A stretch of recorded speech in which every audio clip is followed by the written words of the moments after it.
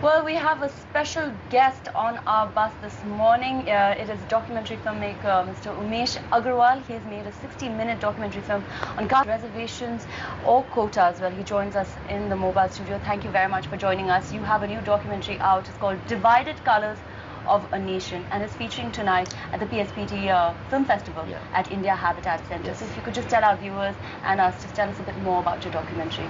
Well, Divided Colors of a Nation is not about a nation that is divided, but essentially on an issue which is based reservation. Right. Because when I started working on this film, the first question that I was asked that, are you for reservation or anti-reservation? As if you have to be on either side of the viewpoint.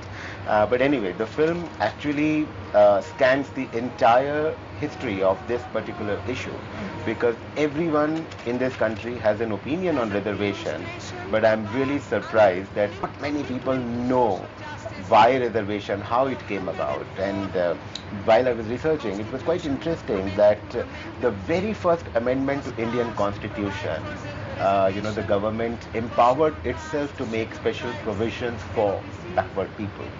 And how over the period, this particular issue perhaps became decised. And there is nothing wrong with the reservation, but I think something is wrong with the implementation of this particular thing. So the film tries to do this.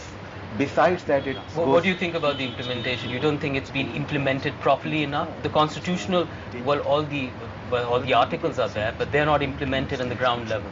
Implemented in the sense, sample, you see, we started with 27.5% reservation, 22.5% reservation, then OBC reservation came in. And for the last 20 years, 15 years or so, the Supreme Court has given its verdict that, the creamy layer has to go out. People who have got benefited because of reservation for one generation, two generation, be taken off this particular facility, so that more deserving people. But that's only to the OBC list. It's not been. It's not been implied to the SC and ST. But that is the question.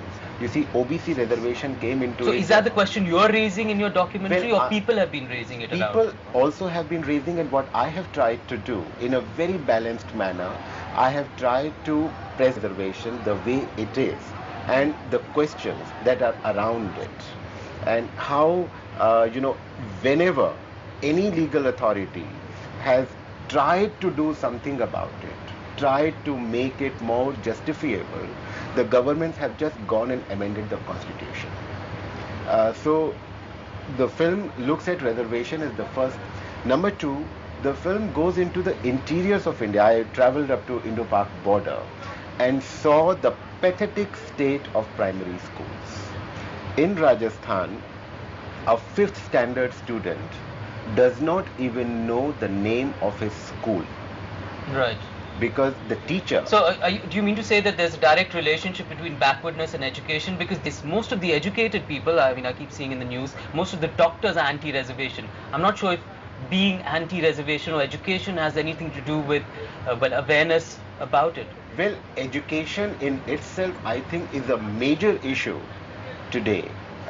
With reservation or without reservation. Okay. My point is that any politician... Okay, we're running out of time. One quick word, just a very quick word about private sector reservations.